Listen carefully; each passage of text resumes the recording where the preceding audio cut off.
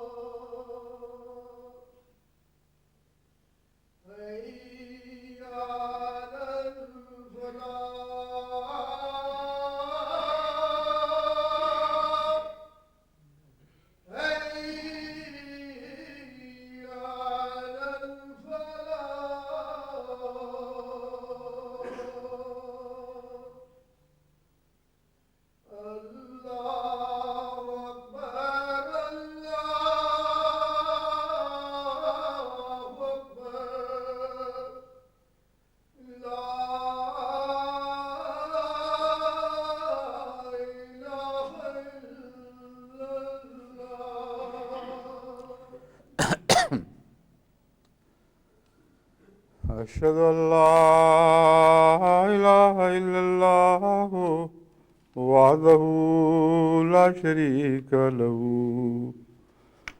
وأشهد أن محمدا عبده ورسوله.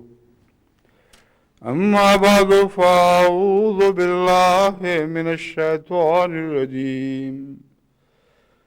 بسم الله الرحمن الرحيم. الحمد لله رب العالمين الرحمن الرحيم مالك يوم الدين.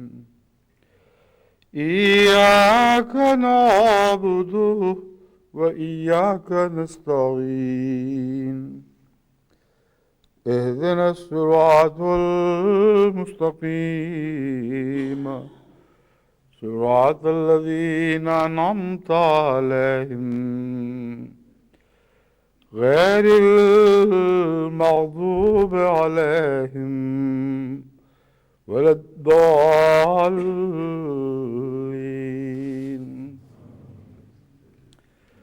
الله نور السماوات والأرض. مثل نوره كمشكاة فيها مصباح. المصباح في زجاجة. الزجاجة كأنها كوكب دري يوقد من شجرة مباركة زيتونة لا شرقية ولا غربية يكاد زيتها يضيء ولو لم تمسسه نار. نور على نور يهدي الله لنوره من يشاء ويضرب الله الأمثال للناس واللہ بکل شیء علیم فی بیوت اذن اللہ ان ترفع ویذکر فیہا اسمہ یسبح لہ فیہا بالغدو والآصال۔ سورہ نور کی 36ویں اور 37ویں آیتیں ہیں جن کی میں نے تلاوت کی ہے۔ اس میں سے پہلی یعنی 36ویں آیت وہ آیت نور ہے جس پر دراصل اس سورت کو ہی سورہ نور کہا جاتا ہے۔ حضرت اقدس مسیح موعود علیہ الصلوۃ والسلام اس آیت کو تحریر فرما کر جو اس کی تفسیر فرماتے ہیں میں آپ ہی کے الفاظ میں آپ کو سنانا چاہتا ہوں۔ یہ آیت لکھ کر حضرت اقدس فرماتے ہیں خدا آسمان و زمین کا نور ہے، یعنی ہر ایک نور جو بلندی اور پستی میں نظر آتا ہے۔ صرف بلندی کا نور سے تعلق نہیں، ہر پستی کا بھی نور سے تعلق ہے۔ یعنی وہ نور جو بلندی اور پستی میں نظر آتا ہے، خواہ وہ ارواح میں ہے، خواہ وہ اجسام میں ہے، اور خواہ ذاتی ہے اور خواہ عرضی۔ ذاتی سے مراد یہ ہے کہ اس کی حیت کے اندر بات داخل ہے، اس کے جسم میں چیز داخل ہے، اس کے وجود کا حصہ ہے۔ اور عرضی کہتے ہیں ایسی صفات کو جو آتی جاتی رہتی ہیں، ان صفات سے وجود کے حجم میں، اس کے وزن میں نہ اضافہ ہوتا ہے نہ کمی ہوتی ہے، ایسی صفات کو عرضی کہتے ہیں۔ بس ایک انسان کا اچھا ہونا یا برا ہونا اس کی عرضی صفات ہیں، اس کے جسم کا حجم، اس کی شکل، صورت، اس کی بناوٹ، یہ ساری مل کر اس کی ذاتی صفات بن جاتی ہیں۔ مگر شکل پھر بھی ذاتی نہیں ہے ان معنوں میں کہ شکل بدل بھی جائے تو اس کے تجسم پر کوئی فرق نہیں پڑتا۔ تو وہ تمام چیزیں جو صورتی رنگ رکھتی ہوں یا ایسی صفات ہوں جو کسی چیز میں اضافہ نہ کریں بلکہ ان کے کسی چیز کو مختلف شکلوں اور مختلف رنگ میں اس طرح پیش کریں کہ ان کے تشخص میں تبدیلی ہو لیکن ان کی جسامت، حجم اور ان کی اندرونی حالت میں تبدیلی نہ ہو، ان کو عرضی صفات کہا جاتا ہے۔ بس حضرت مسیح موعود علیہ الصلوۃ والسلام فرماتے ہیں کہ نور خواہ جسم سے تعلق رکھتا ہو، یعنی اس کی بناوٹ میں داخل ہو جو جسم ہے، یا ایک عارضی صفت ہے جو آئی اور گزر گئی، ہر دو صورت میں یہ اللہ ہی کا نور ہے، خواہ باطنی ہو اور خواہ ذہنی ہو، خواہ خارجی۔ پھر فرماتے ہیں اور خواہ ظاہری ہو، عرضی ہو اور خواہ ظاہری ہو اور خواہ باطنی، جو دکھائی دینے والا ہو یا وہ جو مخفی ہے۔ مثلا ایک انسان کی خوبیاں بسا اوقات اس میں مخفی ہوتی ہیں، جب تک وہ جلوہ نہ دکھائیں ان کی اس کی خوبیوں کا پتہ نہیں چلتا، اور صورت بالعموم ظاہر و باہر ہوتی ہے اور وہ دکھائی دے دیتی ہے۔ تو اس صورت میں خواہ یہ ہر کیفیت ہو یا دوسری، خواہ ذہنی ہے خواہ خارجی، خواہ ذہن کے اندر کوئی نور پیدا ہوا ہے جس کا ظاہر سے تعلق نہیں ہے، خدا تعالیٰ کی کوئی صفت ذہن پر روشن ہوئی ہے، کوئی عرفان کا نقطہ ہاتھ آیا ہے، یہ نور کے لمحات ہیں جو ذہن کو میسر آتے ہیں۔ اور ایک ظاہری طور پر خدا کی جلوہ گری کو کسی چیز میں دیکھتا ہے، وہ بھی نور ہے۔ تو فرمایا جو بھی مختلف شکلیں نور کی تم سوچ سکتے ہو وہ تمام تر شکلیں اسی کے فیض کا عطیہ ہیں۔ یہ ہے مطلب اللہ نور السماوات والارض کا، کہ کوئی بھی فیض ایسا نہیں جو کائنات میں ظاہر ہو یا مخفی ہو، اس صورت میں یا اس صورت میں، جو خدا سے فیض یافتہ نہ ہو۔ بس ان معنوں میں اللہ نور السماوات کا مطلب یہ بنے گا کہ ہر مخلوق خدا تعالیٰ سے فیض یافتہ ہے، اگر خدا کا فیض اس سے تعلق توڑے تو وہ کل عدم ہو جائے گی، بلکہ عدم ہو جائے گی۔ کوئی وجود رہ ہی نہیں سکتا جب تک خدا تعالیٰ کا فیض اس پر جلوہ گری نہ کرے۔ یہ عام معنی ہے جس کا رحمانیت سے تعلق ہے، اور جانداروں، بے جانوں، کائنات کے ذرے ذرے سے جو نظر آتا ہے یا نہیں آتا، ان سب کا صفت رحمانیت سے تعلق ہے، اور رحمانیت ان میں جلوہ گر ہے۔ بس حضرت مسیح علیہ السلام اس تشریح کے بعد فرماتے ہیں، یہ اس بات کی طرف اشارہ ہے کہ حضرت رب العالمین کا فیض عام ہر چیز پر محیط ہو رہا ہے، اور کوئی اس کے فیض سے خالی نہیں۔ وہی تمام فیوز کا مبدأ ہے اور تمام انوار کا علت العلل اور تمام رحمتوں کا سرچشمہ ہے۔ اسی کی ہستی حقیقی، تمام عالم کی قیوم اور تمام زیر و زبر کی پناہ ہی وہی ہے، یعنی تمام کائنات کا قیوم اس کو سہارا دینے والا ہے، اور ہر نیچے اور اوپر کی پناہ ہی وہی ہے، اسی میں اس کو پناہ ملتی ہے تو خدا کی طاقت میں ملتی ہے۔ یہ تعریف ہے اللہ نور السماوات والارض کی۔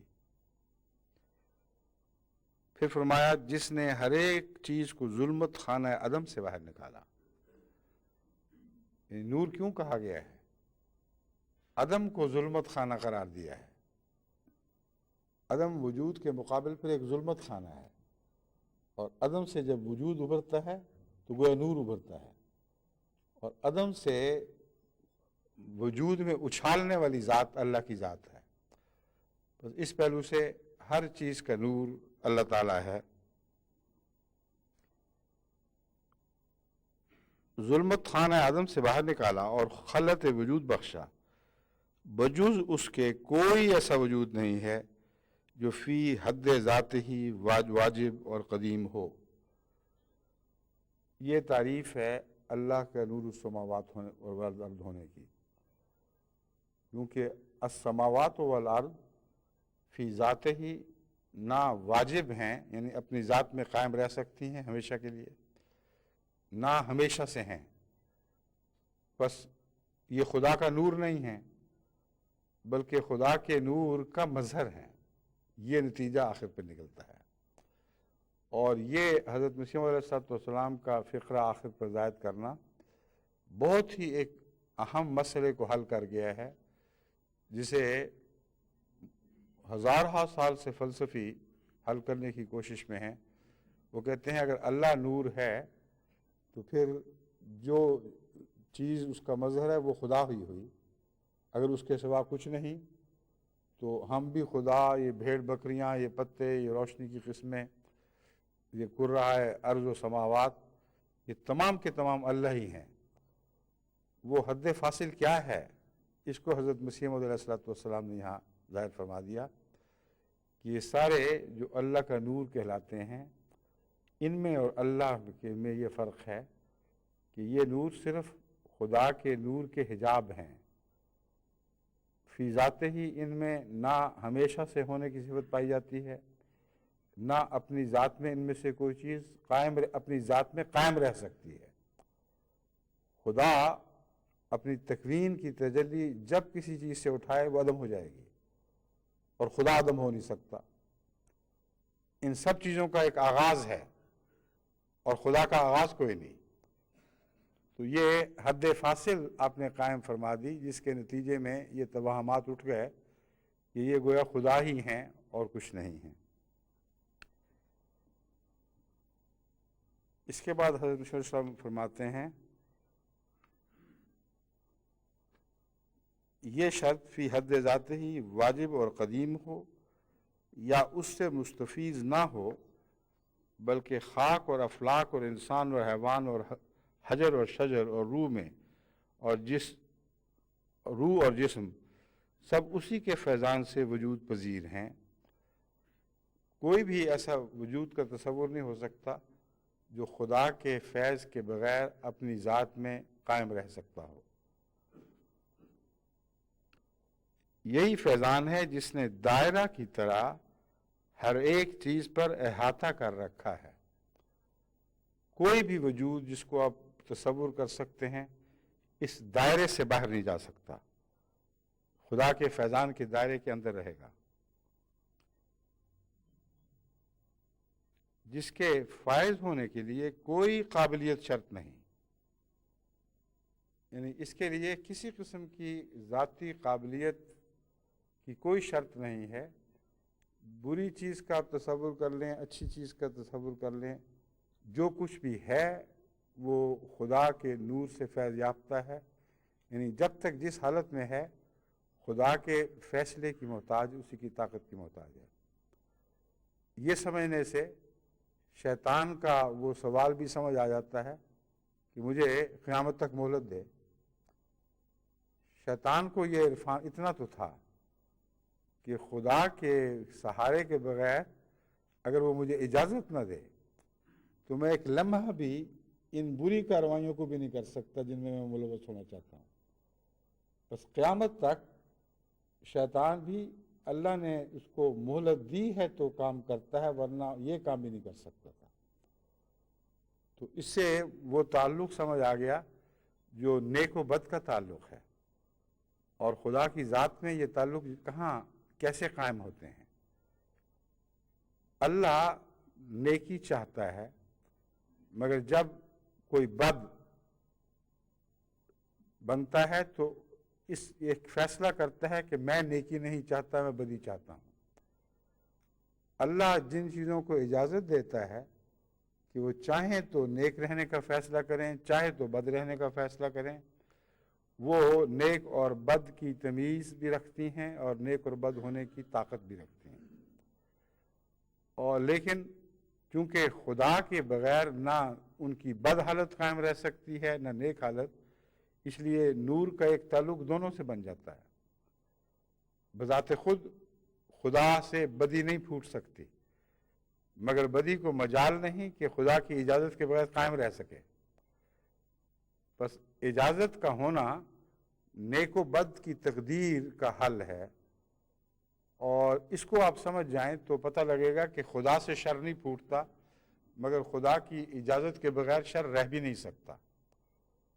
اور چونکہ اجازت سے رہ سکتا ہے، اور رہنے اور شر کو رکھنے والا مختار ہے اس فیصلے میں کہ شر کو اختیار کرے یا نیکی کو اختیار کرے، اس لیے جزا سزا کا حکم جاری ہو جائے گا۔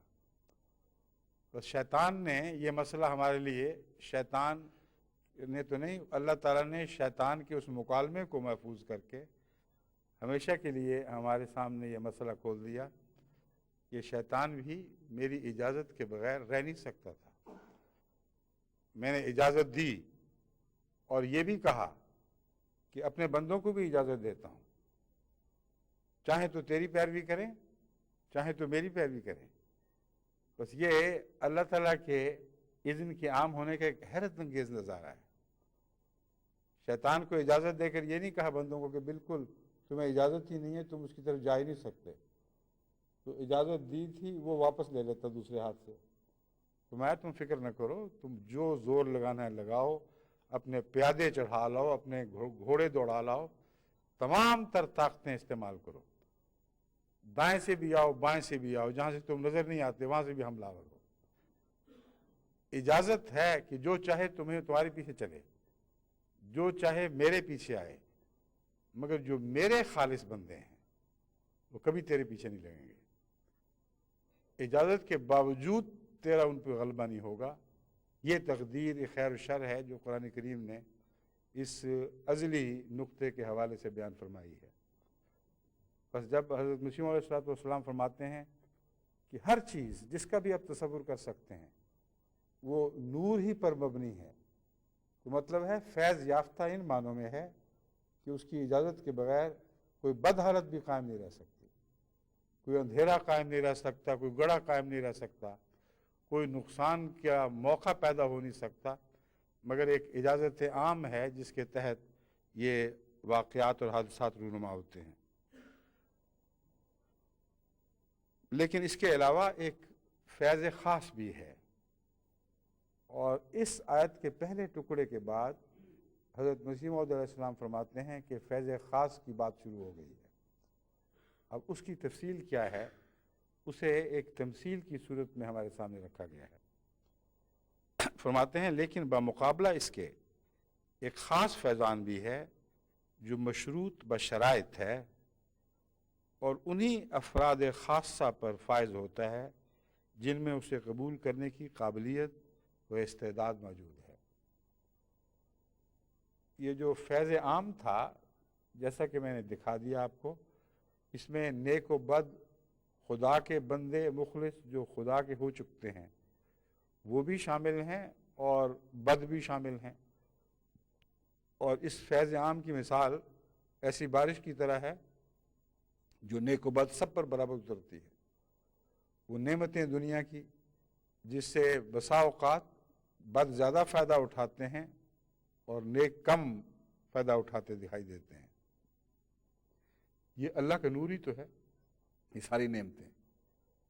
بس جب بد قومیں بھی زندہ ہیں اور بعض دفعہ طاقتور ہو جاتی ہیں، بعض دفعہ انہیں عارضی غلبہ نیک قوموں پر بھی نصیب ہو جاتا ہے، تو یہ صاف دکھائی دے دیتا ہے کہ ان کی یہ طاقت، ان کا عیش و عشرت، ان کا خدا کے انعامات سے فیض پانا اس رحمت عامہ کے نتیجہ میں ہے۔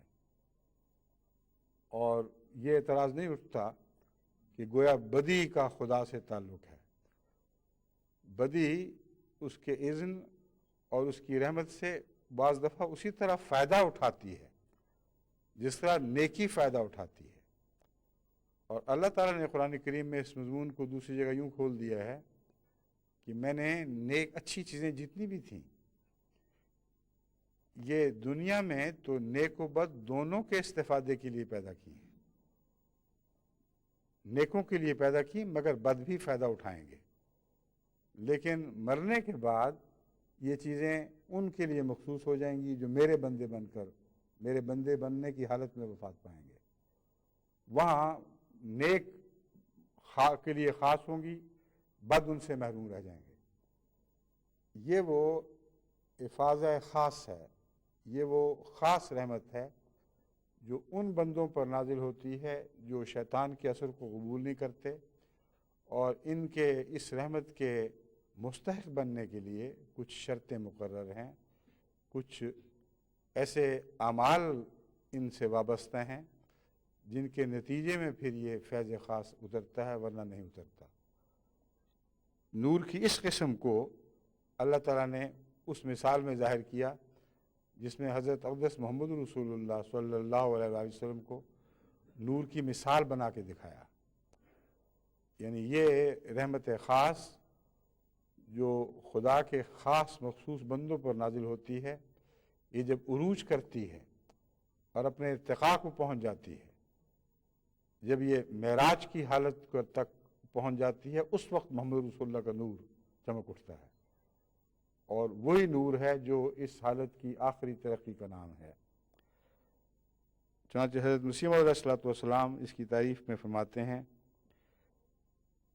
افراد خاصہ پر فائز ہوتا ہے جن میں اسے قبول کرنے کی قابلیت و استعداد موجود ہے، یعنی نفوس کاملہ انبیاء علیہ السلام پر، جن میں سے افضل و اعلیٰ ذات جامع البرکات حضرت محمد مصطفیٰ صلی اللہ علیہ وآلہ وسلم ہیں۔ بس خدا کے بندوں میں سے وہ طبقہ خاص جسے انبیاء کہا جاتا ہے، وہ بطور خاص اس نور کے محل بن جاتے ہیں، اس کے مورد ہو جاتے ہیں، اور ان میں سب سے اوپر اور بالا مقام محمدیت کا مقام ہے جس پر حضرت صلی اللہ علیہ وآلہ وسلم فائز ہوئے۔ میں کوشش تو کر رہا ہوں آپ کو سمجھانے کی، مگر کئی خطوں سے پتہ چلتا ہے کہ بعض لوگوں کے لیے اس کا سمجھنا مشکل ہے۔ کئی خطوں سے پتہ چلتا ہے کہ ان کے مدتوں کے الجھے ہوئے مسئلے حل ہو گئے، اس لیے میں اس مضمون پہ بے شک اور بھی کہتا چلا جاؤں۔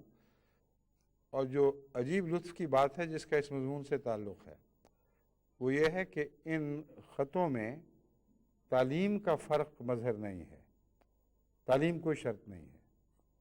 بعض بڑے بڑے تعلیم یافتہ لکھتے ہیں کہ کچھ نہیں پلے پڑا، کچھ سمجھ نہیں آئی۔ بعض بالکل ان پڑھ جو صرف لکھنا پڑھنا جانتے ہیں وہ حیرت انگیز طور پر سمجھتے بھی ہیں اور پھر تبصرہ ایسا کرتے ہیں جس سے صاف پتہ چلتا ہے کہ ان کے دل روشن ہوا تھا تو یہ تبصرہ ہوا ہے۔ اور اس سے اس مضمون کا تعلق ہے جو اب میں بیان کرنے لگا ہوں۔ حضرت صلی اللہ علیہ وآلہ وسلم جو مخلوقات میں نور کامل تھے، تعلیم میں بالکل سب سے نیچے تھے بظاہر، ایک ایسی قوم میں جن کو پڑھنا لکھنے کا شوق ہی نہیں تھا، اس قوم میں ایک بظاہر ان پڑھ کی صورت میں پیدا ہوئے، اور اس کے باوجود اتنی ترقی کی کہ نور کامل کا دنیا مخلوق میں مظہر بن گیا۔ اللہ کے نور کا مظہر کامل اگر دنیا میں کوئی ظاہر ہوا، یہ مخلوقات میں کوئی بھی نور بن کے چمکا، تو حضرت اقدس محمد مصطفیٰ صلی اللہ علیہ وآلہ وسلم تھے۔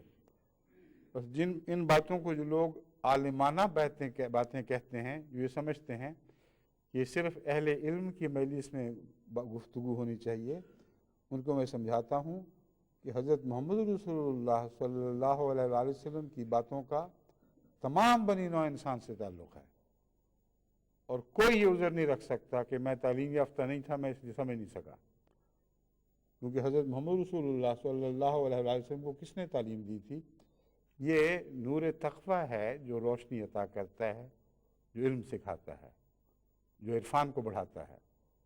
بس اگر کچھ دقت ہے تو اپنی نظر کو فکر کریں، کیونکہ آسمان سے جو نور اترتا ہے اگر بصیرت تیز نہ ہو تو وہ دھندلا بھی دکھائی دے دیتا ہے، اس کا تعلیم سے کوئی تعلق نہیں۔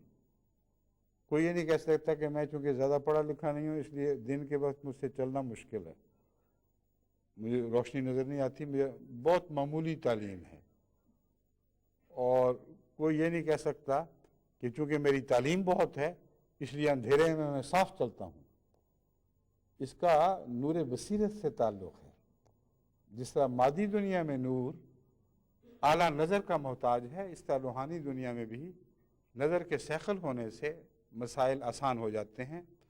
بس نظر کی فکر کرنی چاہیے، یعنی ان معنوں میں کہ دعا کریں کہ اللہ تعالیٰ نور بصیرت کو تیز کرے، اور وہ چیزیں جو واقعتاً بعض مراحل پہ مشکل ہو جاتی ہیں، مثلا دور سے بعض باریک چیزیں عام نظر کو دکھائی نہیں دیتی، اس پہلو سے بعض مضامین مشکل بھی ہوتے ہیں کہ باریک باتوں سے تعلق رکھتے ہیں اور اس کے لیے باریک نظر کی ضرورت ہے، لیکن وہ باریک نظر کی صلاحیت خدا نے سب کو عطا کی ہے، اور اسے اجاگر کرنے کے لیے تقویٰ کی اینکوں کی ضرورت ہے۔ اعلیٰ درجے کی تقویٰ کی اینک لگائیں تو باریک سے باریک چیز موٹی ہو کر صاف آپ کی نظر کے سامنے ابھر آئے گی۔ تو حضرت مسیح موعود علیہ السلام کو اس لیے یہ باتیں دکھائی دے رہی ہیں کہ اس دور میں آپ سے بڑھ کر متقی کوئی نہیں تھا، اور آپ کی آنکھ سے ہم بھی تو دیکھ سکتے ہیں کسی حد تک، اگر پوری طرح نہیں تو کچھ نہ کچھ شعور ان نظاروں کا ہم کر سکتے ہیں جو مسیح موعود علیہ السلام نے کیے۔ اسی لیے ان باتوں کو سمجھا کر آپ کے لیے نسبتاً آسان بنا کر میں سامنے رکھ رہا ہوں، اور امید رکھتا ہوں اور دعا کرتا ہوں کہ اللہ ہم سب کی وہ نظر تیز کرے جو الہی نور دیکھنے کی صلاحیت رکھتی ہو جب خدا اسے دکھائے، کیونکہ بذات خود الہی نور کو دیکھنے کی کوئی صلاحیت نہیں رکھتا۔ فرماتے ہیں چونکہ وہ فیضان ایک نہایت باریک صداقت ہے۔ اب دیکھ لیجئے، وہی مضمون ہے جو میں نے ابھی آپ کے سامنے رکھا تھا، چونکہ یہ وہ فیضان ایک نہایت باریک صداقت ہے اور دقائق حکمیہ میں سے ایک دقیق مسئلہ ہے، کیونکہ یہ فیضان مسیح السلام فرما رہے ہیں جس کی میں بات کرنے لگا ہوں، یہ ایک بہت باریک صداقت ہے، اور وہ دلائل جو حکمتوں سے تعلق رکھتے ہیں، ان دلائل میں باریک ترین حکمتوں سے تعلق رکھنے والے مسائل ہیں جو میں آپ کے سامنے کھولنے لگا ہوں۔ فرماتے ہیں اس لیے خداوند تعالیٰ نے اول فیضان عام کو جو بدیع الظہور ہے بیان کر کے پھر اس فیضان خاص کو جو بغرض اظہار کیفیت نور حضرت خاتم الانبیاء علیہ السلام ایک مثال میں بیان فرمایا ہے۔ اللہ تعالیٰ نے ہمارے لیے یہ مسئلہ آسان فرما دیا۔ پہلے نور عام کی بات کی جسے ہر کس و ناقص سمجھ سکتا تھا، اللہ نور السماوات والارض، اس پر غور کرو تو واقعتاً ہر آدمی کو سمجھ آ جائے گی کہ خدا کے منشا، اس کے ارادے کے بغیر کوئی چیز نہ بن سکتی ہے، نہ قائم رہ سکتی ہے، اس وقت تک رہے گی جب تک خدا چاہے گا۔ اور اس کی تمام صفات مبنی ہیں اس بات پر کہ اللہ تعالیٰ نے اس میں کیا صفات رکھی ہوئی ہیں۔ جب تک ان صفات کی حفاظت فرماتا ہے اللہ یا اس کا قانون، اس وقت تک وہ رہتی ہیں۔ جب وہ حفاظت کا ہاتھ اٹھ جاتا ہے تو ضائع ہونے شروع ہو جاتی ہیں۔ جب تک خدا کی تقدیر کے ڈیزائن میں کسی چیز کے، کسی کے نور کے قائم رہنے کی مدت چلتی ہے، اس وقت تک وہ چلے گی، اس کے بعد جواب دے جائے گی۔ انسان کے ڈیزائن میں اللہ کے نور کا دخل ہے، اس کے بغیر انسان کی تصویر، اس کی تشکیل ہو ہی نہیں سکتی تھی۔ اس ڈیزائن میں اللہ تعالیٰ نے یہ رکھا ہے کہ ایک وقت تک میں اسے بڑھاتا چلا جاؤں گا، اس کی تمام صلاحیتیں چمکتی جائیں گی اور زیادہ طاقتور ہوتی چلی جائیں گی۔ پھر ایک وقت آئے گا کہ وہ ڈھلنے لگیں گی، اور جس طرح دن ڈھل جاتا ہے، سورج غروب ہونے لگتا ہے، اس طرح وہ انسان واپس اپنی حالت کو لوٹنا شروع ہو جائے گا۔ اسی کو ہم بڑھاپا کہتے ہیں۔ ایسا بڑھاپا جو تمام صلاحیتوں پر قابض ہو جائے، اس کو ارذل العمر کہا جاتا ہے۔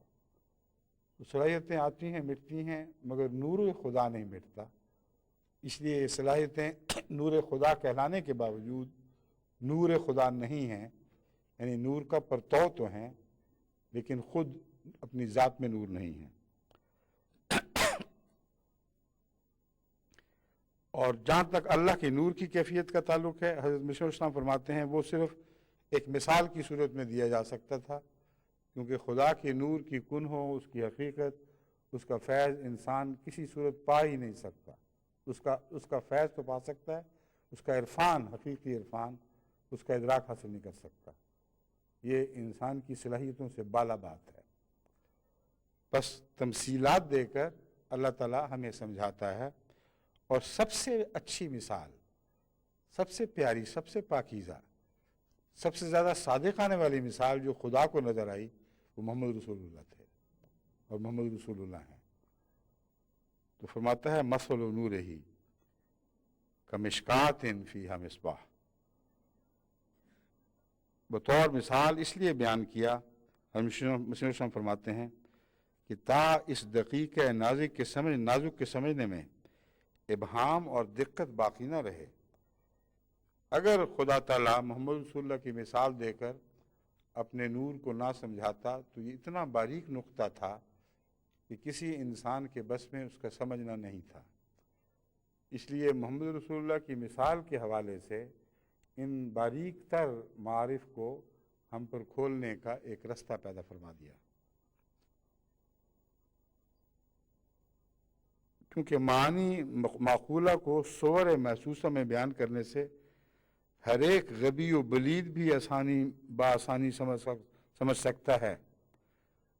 اس لیے ایسا کیا کہ اگر معقولات کی دنیا کو تصویری زبان میں پیش کر دیا جائے اور بنا کر ڈیمونسٹریٹ کر کے دکھا دیا جائے، تو ایک غبی، کم موٹی عقل والا اور معمولی فہم والا انسان بھی ان لطائف کو سمجھ سکتا ہے جو اس مثال کی مدد کے بغیر سمجھ نہیں آ سکتے تھے۔ بس اس وجہ سے اللہ تعالیٰ نے حضرت صلی اللہ علیہ وسلم کی مثال بیان فرمائی ہے۔ بقیہ ترجمہ آیات ممدوحہ یہ ہے، اس نور کی مثال فرد کامل میں جو پیغمبر ہے یہ ہے، جیسے ایک طاق یعنی سینہ مشروع حضرت پیغمبر خدا صلی اللہ علیہ وسلم۔ یہ جو فرمایا ہے کہ نور کا مثل نور ہی کا مشکات، مشکات کہتے ہیں طاق کو۔ آپ نے فرمایا طاق سے کیا مراد ہے محمد رسول اللہ کی مثال میں، اس کے کیا معنی ہیں؟ فرماتے ہیں حضرت اقدس محمد رسول اللہ کا کھلا سینہ، وہ سینہ جو کائنات کی وسعتوں کو سمیٹنے کے لیے کھل چکا تھا، اور ایسا وسعت پذیر تھا کہ اللہ کے نور کی وسعتیں اس سینے میں معرفت بن کے اتر سکتی تھی اور اترتی تھی۔ اس کو مشکات فرمایا ہے۔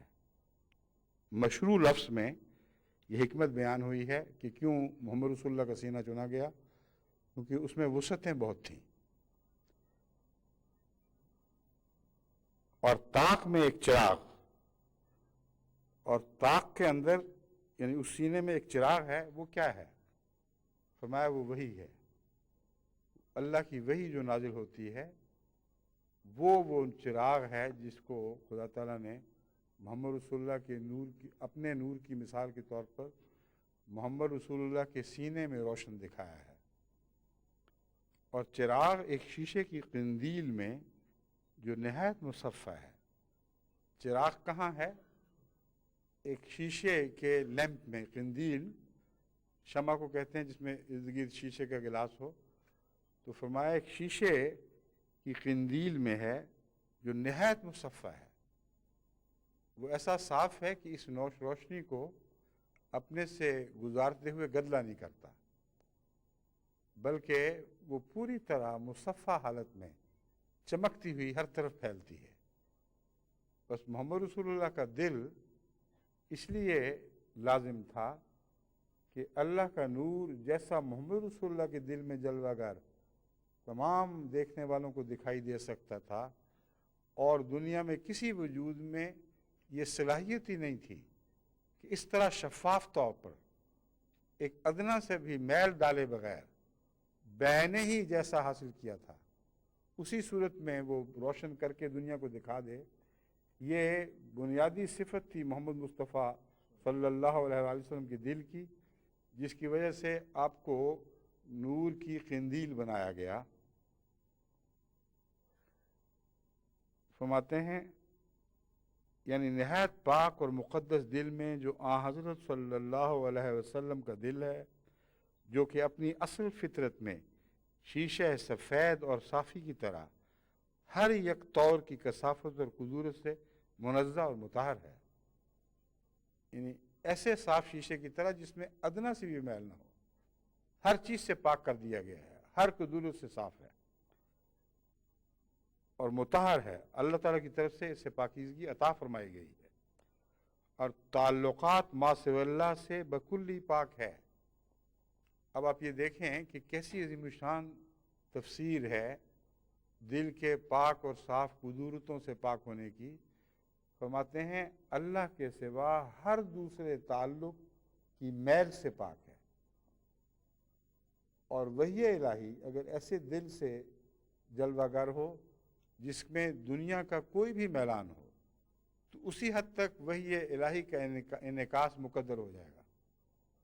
بس جس کو ہم شیشوں کے داغ کہتے ہیں، وہ خدا کے سوا دنیا کے تعلقات کے داغ ہیں، جو انسان کو خود وحی الہی سمجھنے سے بھی محروم کر دیتے ہیں کسی حد تک، اور اس کا انعکاس جو ہوتا ہے وہ ان رشتوں کے حوالے سے بھی ہونے لگتا ہے جو اس کے دل کے خدا کے علاوہ رشتے ہیں۔ تو جب مسیح موعود علیہ السلام فرماتے ہیں بے داغ قدورت سے پاک، تو یہ کوئی فرضی باتیں نہیں ہیں کہ ایک فرضی تعریف ہو رہی ہے، لفاظی نہیں ہے، ایسی گہری حقیقتیں ہیں کہ ان میں اتر کر جب آپ منشاء مبارک کو سمجھیں تو پھر سمجھ آتی ہے کہ نور کیا تھا اور کیا ہے، اور کن معنوں میں اسے نور قرار دیا گیا ہے۔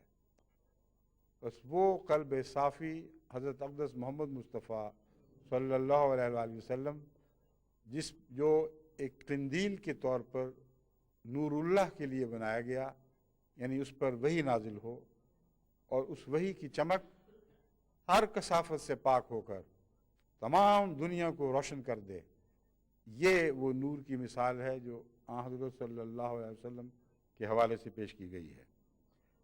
پھر فرماتے ہیں اور شیشہ ایسا صاف کہ گویا ان ستاروں میں سے ایک عظیم النور ستارہ ہے جو کہ آسمان پر بڑی آب و تاب کے ساتھ چمکتے ہیں، یعنی دنیا کی بات کرتے ہوئے کوکبن درین کہہ کر حضرت مسیح موعود علیہ السلام فرماتے ہیں کہ محمد رسول اللہ کو دنیا سے بلند کر دیا ہے، اس سطح سے بالا ستاروں کے جھرمٹ میں داخل فرمایا ہے، اور اس ستارے کی مثال دی ہے جو سب سے زیادہ روشن ہے۔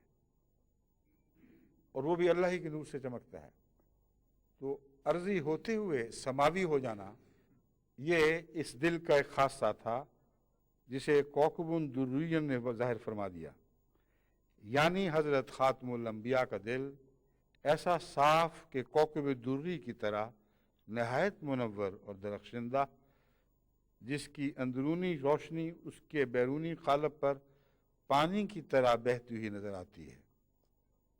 وہ چراغ زیتون کے شجر مبارکہ سے، یعنی زیتون کے روغن سے روشن کیا گیا ہے۔ اب یہ بھی ایک ایسا مسئلہ ہے جس پہ لوگ غور کرتے ہیں پھر ہار کے چھوڑ دیتے ہیں کہ زیتون کے روغن سے کیا مراد ہے۔ حضرت مسیح علیہ السلام اور اللہ نے جو انکشاف فرمایا وہ یہ ہے، شجرہ مبارکہ زیتون سے مراد وجود مبارک محمدی ہے کہ جو بوجہ نہایت جامعیت و کمال انواع و اقسام کی برکتوں کا مجموعہ ہے، جس کا فیض کسی جہت و مکان و زمان سے مخصوص نہیں بلکہ تمام لوگوں کے لیے عام علی سبیل الدوام ہے اور ہمیشہ جاری ہے، کبھی منقطع نہیں ہوگا۔ یہ فرمانا اس غرض سے ہے کہ جو جتنے بھی خدا تعالیٰ نے شجر بنائے ہیں انسان کے فائدے کے لیے، آپ فرماتے ہیں کہ زیتون کا شجر حضرت صلی اللہ علیہ وآلہ وسلم کی صفات کی مثال بننے کا سب سے زیادہ حق رکھتا ہے، کیونکہ یہ وہ شجر ہے جو شرق و غرب میں برابر پایا جاتا ہے اور جس کے اندر سے نہایت ہی صافی تیل نکلتا ہے۔ ایسا صاف تیل کسی اور درخت کے پھل میں سے نہیں نکلتا جیسا صاف اور پاکیزہ اور مفید تیل زیتون کے درخت سے نکلتا ہے۔ پس شجرہ طیبہ سے حضرت صلی اللہ علیہ وآلہ وسلم کا وجود مراد ہے، اور یہ اس طیبہ شجر کی مثال زیتون سے دی گئی ہے۔ زیتون کے تیل کے اور جو فوائد ہوں، یہ پاک تیل جب جلتا ہے تو کم سے کم دھواں پیدا ہوتا ہے اس سے، بلکہ شاید دھواں نہ ہی پیدا ہوتا ہو، میرے علم میں ظاہری تیل کی تفصیل تو معلوم نہیں، مگر حضرت صلی اللہ علیہ وآلہ وسلم کی مثال اس سے بہتر دی جا نہیں سکتی تھی، اس لیے اسی پر اکتفا ہے۔ مگر کن معنوں میں یہ تیل محمد رسول اللہ کی ذات سے تعلق رکھتا ہے، اس کی تشریح خود قرآن نے کر دی، اور اس پہلو سے زیتون کا درخت بھی نیچے گرا ہوا دکھائی دیتا ہے۔ بس مثال کے لیے ضروری نہیں کہ جس کی مثال ہو اس پر بین ہی چسپاں ہو۔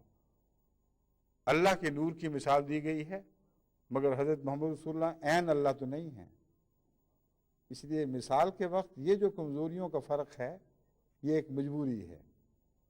مثال کے وقت قریب ترین چیز ڈھونڈی جاتی ہے، بس نور الہی کے لحاظ سے قریب ترین چیز محمد رسول اللہ تھے۔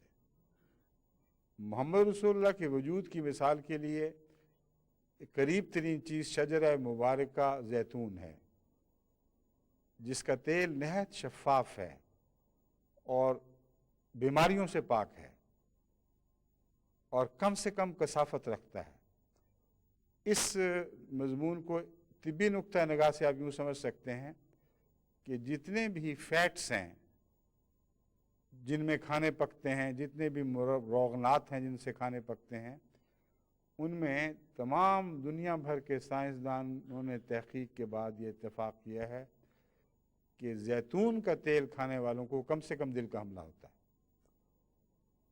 اور کسی اور روغن سے دل اتنا محفوظ نہیں جتنا اس روغن سے محفوظ رہتا ہے۔ بس وہ علاقے جہاں زیتون کا تیل کھایا جاتا ہے اور خوب کھایا جاتا ہے، ان میں کم سے کم دل کے حملے کی واردات ہوتی ہیں۔ تو کثافت کے نقطہ نگاہ سے روغن چاہے کوئی بھی ہو ایک کثافت اپنے اندر رکھتا ہے جو دل پر اثر انداز ہوتی ہے، اور وہ کثافت نالیوں میں بیٹھتی ہے اور اس کے نتیجے میں دل غرق ہو جاتے ہیں، دل ڈوب جاتے ہیں۔ تو زیتون میں دیکھ لیں آپ، وہ کثافت کم سے کم ہے، لیکن روحانی معنوں میں اللہ تعالیٰ نے اس کو یوں بیان فرمایا جو آگے ذکر آئے گا، میں وہاں بتاؤں گا پھر اب واپس اس عبارت پہ چلتے ہیں جو مسیح علیہ السلام کی میں آپ کے سامنے پڑھ رہا تھا. زیتون کے شجر مبارکہ سے وہ بنایا گیا ہے، پھر روشن کیا گیا ہے. شجر مبارکہ زیتون سے مراد وجود مبارک محمدی ہے کہ جو بوجہ نہایت جامعیت و کمال انواع و اقسام کی برکتوں کا مجموعہ ہے، جس کا فیض کسی جہت و مکان و زمان سے مخصوص نہیں بلکہ تمام لوگوں کے لیے عام سبیل الدوام ہے اور ہمیشہ جاری ہے، کبھی منقطع نہیں ہوگا. اور شجرہ مبارکہ نہ شرقی ہے نہ غربی. یہاں حضرت صلی اللہ علیہ وآلہ وسلم کے وجود کے متعلق فرمایا ہے کہ نہ یہ شرقی ہے نہ غربی ہے، اس کا تعلق کل عالم سے ہے. یعنی جس طرح زیتون ایک عالمی فیض کا درخت ہے جس کے تیل سے شرق و غرب برابر استفادہ کرتے ہیں، محمد رسول اللہ کا وجود اپنے روحانی خصائل کے لحاظ سے شرق اور غرب کی کوئی تمیز نہیں کرتا. کسی ایک کے لیے آپ کے دل میں کوئی تعصب نہیں پایا جاتا، سب کے لیے برابر فیض رساں ہیں. پھر فرماتے ہیں یعنی طینت پاک محمدی میں نہ افراط ہے نہ تفریط بلکہ نہایت توسط و اعتدال پر واقع ہے. دوسرا معنی اس کا یہ ہے کہ شرق و غرب نہیں، یعنی نہ ایک طرف رجحان نہ دوسری طرف، یعنی وسط میں واقع ہے. نہ شرقی نہ غربی کا مطلب ہے پینڈولم کے دو کناروں کی طرح. یہ نہیں کہ آپ کسی ایک کنارے پر واقع ہوں یا ایک یا دوسرے پر، بلکہ وسط میں جہاں قرار ملتا ہے پینڈولم کو، جو ایک دائمی حالت ہے، اور وہ شرق و غرب کے حرکتوں کے عین بیچ میں واقع ہے، جو دونوں کے لیے یکساں اور سانجہ ہے. اس مرتبہ وسط پر حضرت صلی اللہ علیہ وآلہ وسلم کو پیدا فرمایا گیا، جس میں تمام انسانی صلاحیتوں کے نقطہ نگاہ سے بھی آپ وسط میں واقع ہیں، تمام انسانی تعلقات کے نقطے سے بھی آپ وسط میں واقع ہیں، اپنی تعلیمات کے لحاظ سے بھی آپ وسط میں واقع ہیں. اور کوئی یہ نہیں کہہ سکتا کہ یہ تعلیمات مشرق کے لیے تو موزوں ہیں مغرب کے لیے نہیں، یا مغرب کے لیے تو موزوں ہیں مشرق کے لیے نہیں. اس لیے وسطی ہونا آپ کے اعتدال، عدل اور انصاف پر کا بھی مظہر ہے، اور آپ کے بہترین ہونے کا بھی. اسی لیے اوسط کا لفظ عربی میں اعلیٰ اور ارفع کے لیے بھی استعمال ہوتا ہے. جو سب سے بیچ میں ہے وہ سب سے اعلیٰ ہے. بس اس لحاظ سے آپ کا وجود شجر مبارکہ نہ شرقی ہے نہ غربی ہے. اب آپ کی ان صفات سے تعلق رکھتا ہے جو عالمی نوعیت کی ہیں، جن صفات کی بنا پر آپ ہی ہیں جو اس بات کے حقدار تھے کہ کل عالم کے لیے خدا کے نور کا نمونہ بن کر اتریں. پھر حضرت مسیح علیہ السلام فرماتے ہیں اور آسن تقویم پر مخلوق ہے. آسن تقویم کی ایک عظیم الشان تعریف بھی آپ نے فرما دی، جو سورہ 3 کی ایک آیت میں محاورہ ملتا ہے. وَقَدْ خَلَقْنَا الْإِنسَانَ فِي أَحْسَنِ تَقْوِيمٍ. ہم نے انسان کو آسن تقویم میں پیدا کیا ہے. اس کا مطلب یہ ہے مسیح علیہ السلام کی تشریح کی روشنی میں کہ تمام صفات کو معتدل بنا دیا ہے. ہم نے انسان کو اس حال پر پیدا کیا ہے کہ کسی ایک جانور کی طرح کوئی ایک ہی حد سے بڑی صرف اکیلی اس میں نہیں پائی جاتی. اس میں شیر کی طرح بپھرنے کی بھی استطاعت ہے، اور بھیڑ کی طرح جھک جانے اور عاجزی اختیار کرنے کی بھی استطاعت ہے. غرضی کے ہر قسم کی صفات جو تمام دنیا کے جانوروں کو دی گئی ہیں، ان کو برابر کر کے ان میں عدل پیدا کر کے ہم نے انسان کو پیدا کیا ہے. اور ارتقاء کے ایک لمبے دور کی طرف اشارہ ہے جو دراصل تعدیل کا دور ہے. اس دور کی تکمیل پر پھر انسان کا پھل لگتا ہے. اس سے پہلے دوسرے جاندار تو ہیں، مگر وہ تعدیل سے کچھ نہ کچھ فائدہ اٹھا چکے ہیں، اس عدل کے نظام کی مکمل تصویر نہ بن سکے۔ تو تمام انسان سے نیچے کی حالتیں آسن تقویم کا پھل تو ہیں، مگر پہلی منزلوں کے پھل ہیں، آخری منزل نہیں۔ انسان اس کی آخری منزل ہے، اور انسان کی آخری منزل جس نے ایک وجود میں آسن تقویم کا تمام تر جلوہ پوری شان سے دکھایا، وہ حضرت اقدس محمد مصطفیٰ صلی اللہ علیہ وآلہ وسلم کی ذات جامع برکات ہے۔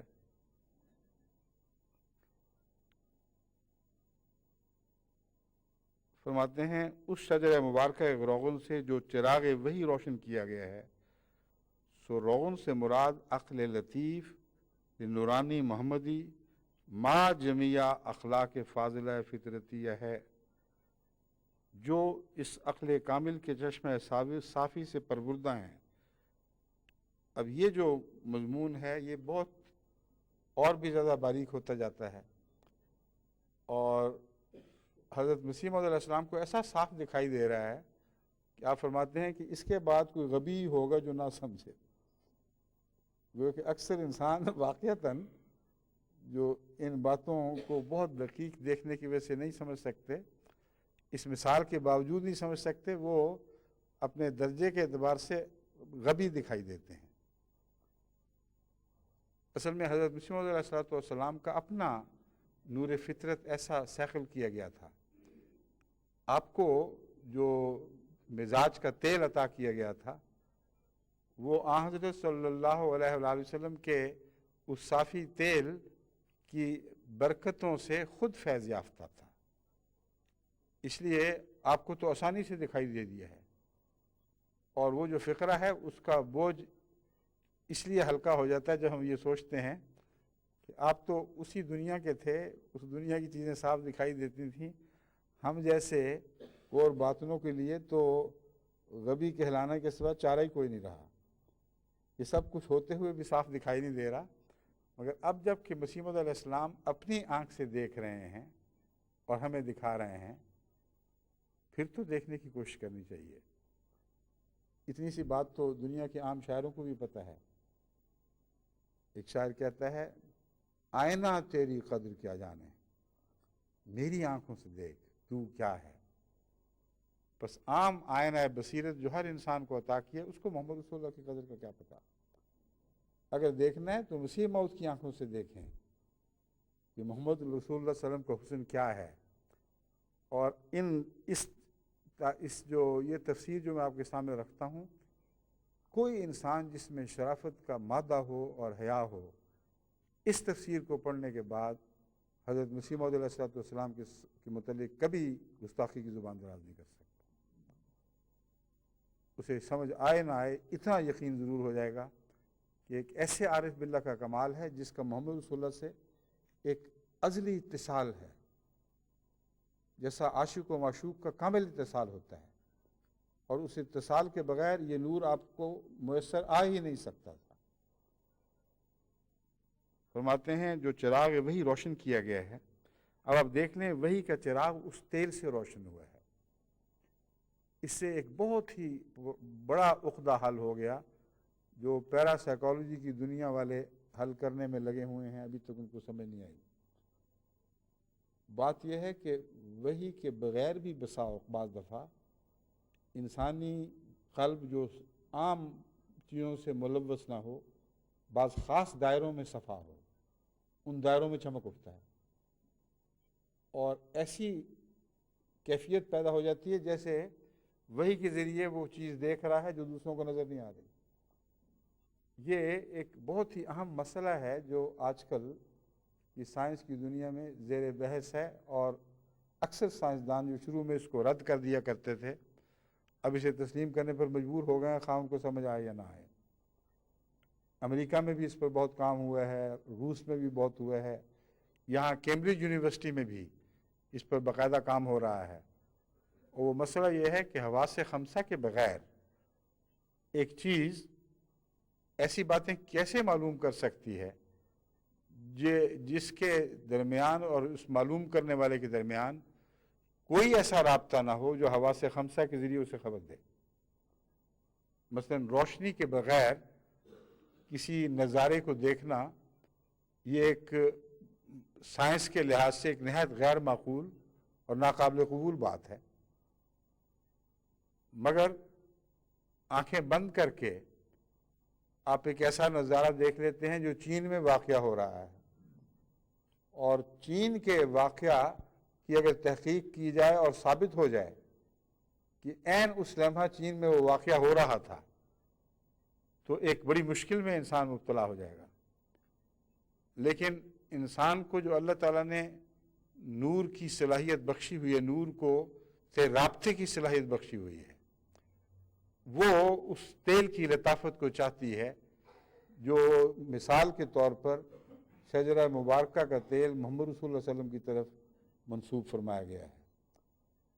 حضرت مسیح موعود علیہ السلام فرماتے ہیں کہ وحی کو قبول کرنے کے لیے پہلے یہ تیل صافی اور شفاف ہونا چاہیے، کیونکہ جو بھڑکتا ہے وحی سے وہ تیل بھڑکتا ہے، اگر نہ ہو تو وحی سے کچھ بھی نہیں بھڑکے گا۔ پہاڑ پر جلوہ ہو تو پہاڑ ریزہ ریزہ تو ہو جائے گا، اسے وحی کا شعور کچھ نصیب نہیں ہوگا۔ بس وحی کے شعور کے لیے، اس سے روشنی پانے کے لیے اور ایک نئی تخلیق بن کر ابھرنے کے لیے ایک بنیادی فطرتی تیل کی ضرورت ہے، جس کے لیے شفاف ہونا شرط ہے۔ جتنا شفاف ہو اتنا ہی اس کے جل تر بھڑک اٹھنے کا امکان موجود ہے اور روشن تر ہو جانے کا راستہ کھلتا ہے، ورنہ نہیں۔ حضرت مسیح علیہ السلام فرماتے ہیں کہ یہ کیا چیز تھی، روغن کیا تھا؟ عقل لطیف و نورانی محمدی۔ عقل لطیف تو سمجھ آ گئی جو انسان کی عام عقل روشن ہو، لیکن نورانی عقل سے مراد وہ چھٹی حص ہے جو ہر خاصہ سے تعلق رکھتی ہے، جو صفات جس کو 5 حصے کہا جاتا ہے حواس خمسہ، ان میں سے ہر ایک حص میں ایک آخری مقام ہے لطافت کی انتہا کا، اسے نورانی مقام کہتے ہیں۔ حضرت مسیح موعود علیہ السلام فرما رہے ہیں کہ آن حضرت صلی اللہ علیہ وآلہ وسلم کے حواس خمسہ تو بہت لطیف تھے، لیکن اس کے علاوہ نورانی بھی تھے۔ وہ اس حد تک سیکل ہو چکے تھے کہ عام انسان کے حواس سے بڑھ کر ان میں ایک نور پیدا ہو چکا تھا۔ یہ ایسی عقل لطیف جو نورانی ہو محمدی عقل کی طرح، ما جمیع اخلاق فاضلہ فطرتیہ ہے، یعنی صرف یہی نہیں بلکہ اس کے ساتھ اخلاق فاضلہ کا ہونا ضروری ہے۔ اس لطیف چشمہ نور سے جو ایک تیل کی مثال کے طور پر بتایا گیا ہے، آپ فرماتے ہیں اخلاق فاضلہ بھی پھوٹتے ہیں۔ یہ جب اکٹھے ہو جائیں تو اس عقل کامل کے چشمہ صافی سے پروردہ ہیں، اور وحی کا چراغ لطائف محمدیہ سے روشن ہونا ان معنوں کے لحاظ سے ہے۔ ان معنوں کر کے ہے لکھا ہوا ہے، جس کا مطلب ہے ان معنوں کے لحاظ سے ہے۔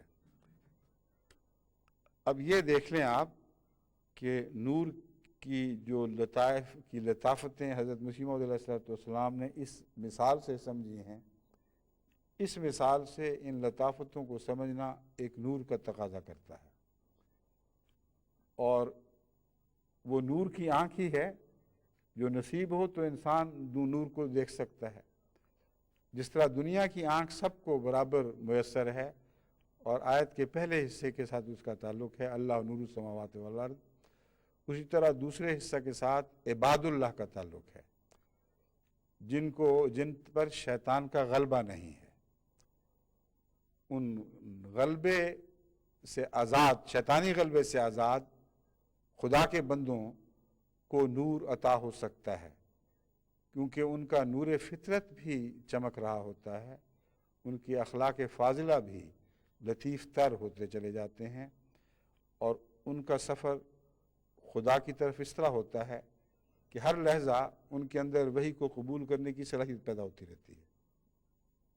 یہ سفر جو صراط مستقیم کا سفر ہے، جو اوسط رستے کا سفر ہے، جب انبیاء کی منزل میں داخل ہوتا ہے اور اسے انعمت علیہم کی آخری منزل فرمایا گیا ہے، اس منزل میں داخل ہو کر یہ وحی کی قبولیت کی صلاحیتیں جو پہلے بھی رکھتا تھا، ان صلاحیتوں کو بروئے کار لے آتا ہے۔ صلاحیتیں جو موجود تھیں وہ عمل کی دنیا میں ڈھلتی ہیں اور ان کے نتیجے میں کچھ پیدا ہونے لگتا ہے، اور وہ وحی کا نزول ہے۔ بس اللہ کی وحی جس پر چاہے نازل فرماتا ہے، مگر بے سوچے سمجھے نازل نہیں فرماتا، جو مستحق ہے اس پر نازل فرماتا ہے، اور یہ فیض عام نہیں، فیض خاص ہے۔ فیض عام سب پر برابر ہے، اب فیض خاص ان بندوں پر ہے جنہوں نے شیطان کو رد کیا۔ تو نور کی طرف حرکت کرنے کے یہ سارے مراحل ہیں، ان کو سمجھانا محض عقلی لطف کے طور پر نہیں، ایک ضرورت حقہ کے طور پر ہے۔ اب جب تک اس نور کے سفر کے آداب نہیں سمجھیں گے، اس سفر کے طور طریق آپ پر روشن نہیں ہوں گے، اس کے قوانین اور قواعد سے واقف نہیں ہوں گے، یہ سفر کر ہی نہیں سکتے۔ اور نور کی طرف سفر ہمارا لازم ہے، کیونکہ قرآن کریم نے مذہب کا خلاصہ یہ بیان کیا ہے کہ اللہ اور اللہ والے خدا کے بندوں کو اندھیروں سے نور کی طرف نکالتے ہیں۔ بس کوئی ایسی چیز نہیں ہے جس کے متعلق کہا جائے کہ جی آپ تو صاحب علم لوگوں کی باتیں کر رہے ہیں۔ صاحب علم کی باتیں نہیں، ہر انسان کی ضرورت کی لازمی باتیں ہیں۔ اس کو ان لطائف کے انداز میں نہ سمجھیں جو حضرت مسیح موعود علیہ السلام کی زبان سے جاری ہوئے ہیں، آپ کے قلم سے جاری ہوئے ہیں، لیکن ان کو حضرت مسیح موعود علیہ السلام جب آسان بنا کر عام زبان میں آپ کو دکھا دیتے ہیں تو اس کو تو سمجھنا لازم ہے، اس سے تو کوئی مفر نہیں ہے۔ بس نور کا سفر، اب خلاصتاً میں اس خطبے کا خلاصہ یوں نکال رہا ہوں کہ نور کا سفر چاہتا ہے کہ ہم اپنے دل کو کدورتوں سے پاک کریں۔ نور کا سفر چاہتا ہے کہ ہم اپنے سینے کو کشادہ کریں، اپنے خاندان کے تعلقات سے بھی کشادہ کریں، اپنی قوم کے تعلقات سے بھی کشادہ کریں، اپنے ہم خیال لوگوں کے تعلقات سے بھی کشادہ تر کر دیں، اور اپنے ہم مذہب، ہم رنگ، ہم نسل لوگوں کے دائرے سے بھی اس کا دائرہ وسیع تر کر دیں۔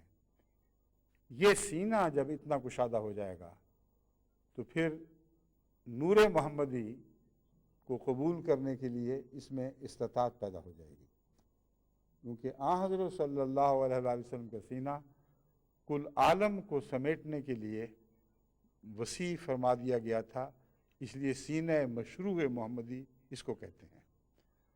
بس اپنے سینے کو وسعت دیں اور پھر اپنے دل کو ان کثافتوں سے پاک کریں جو دنیاوی آلائشوں کی کثافتیں ہیں، کیونکہ جب آپ صاف کریں گے تو پھر وہ فطرت میں جو نور ہے وہ بھی دکھائی دینے لگے گا، وہ بھی جولانی دکھائے گا، اور وہ نور جو آسمان سے اترا کرتا ہے اسے قبول کرنے کی بھی صلاحیت پیدا ہوگی۔ یہ وہ مضمون ہے جو باقی آیت کے حصے میں اور کھول کر بیان فرمایا گیا ہے، اور حضرت مسیح علیہ السلام کی تفسیر کے ابھی کئی صفحے باقی ہیں، اس لیے میں انشاءاللہ آئندہ خطبے میں جہاں اس مضمون کو چھوڑا ہے وہاں سے شروع کروں گا۔ السلام علیکم۔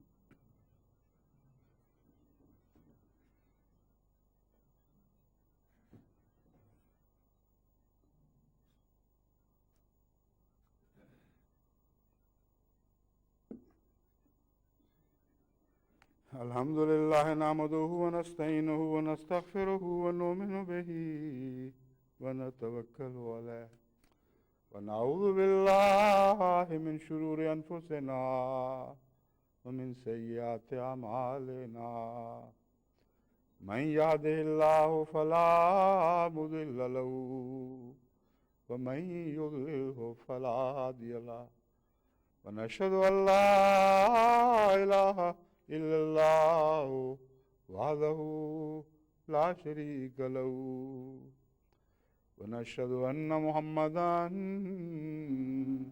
عبده ورسوله عباد الله رحمكم الله إن الله يأمر بالعدل والإحسان وإيتاء ذي القربى وينهى عن الفحشاء والمنكر والبغي يعظكم لعلكم تذكرون اذكروا الله يذكركم وادعوه يستجب لكم ولذكر الله أكبر